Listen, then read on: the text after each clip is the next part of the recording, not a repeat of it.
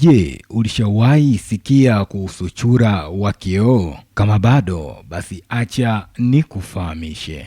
Chura wa kioo ni viumbe vya ajabu ambao ni maarufu kwa ngozi yao ya uwazi, ikiruhusu viungo vya ndani kama moyo na maini kuonekana kupitia matumbo yao. Wapo katika wanyama aina ya Centrorhinidae na kiasi kikubwa wanapatikana katika misitu mikubwa yenye sifa za mvua nyingi huko Amerika ya Kati na Kusini, hususan katika nchi za Costa Rica, Panama, Colombia, Ecuador na Peru, hasa katika maeneo karibu na mito ambapo huhifadhi mayai yao. Huwa na ukubwa wa inchi 1.2 hadi 3 sawa na sentimita 3 hadi 7.5.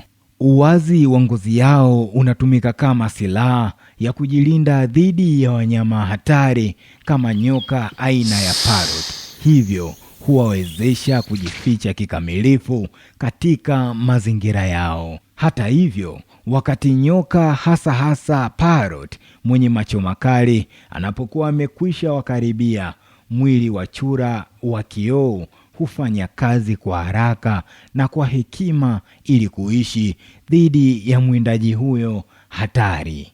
Katika harakati za kujilinda dhidi ya maadui, chura hawa wa kioo huweza kufunga karibu 90% ya seli zao za damu ndani ya ini zao, na kwa hivyo huweza kutoonekana. Wakati wanapofanya hivi, wanakuwa kama maji, yaani hawana rangi, wakipunguza viungo vyao vingi hadi theluthi ya ukubwa wao wa awali. Mabadiliko haya ya ajabu huwapa uwezo wa kuwa invisible, lakini hii ni hatua ngumu sana kwa sababu hata mtikisiko kidogo unaweza kufichua uwepo wao. Hivyo wakati nyoka anapita, chura wa kioo hubaki kimya, wakionyesha mkakati wa ajabu wa kuishi. Chura wa kioo huishi kwa kula wanyama wadogo wasio na uti wa mgongo kama nzi, nondo na buibui. Huzaliana kwa kutaga mayai kwenye majani yanayoota juu ya maji yaliyotuama.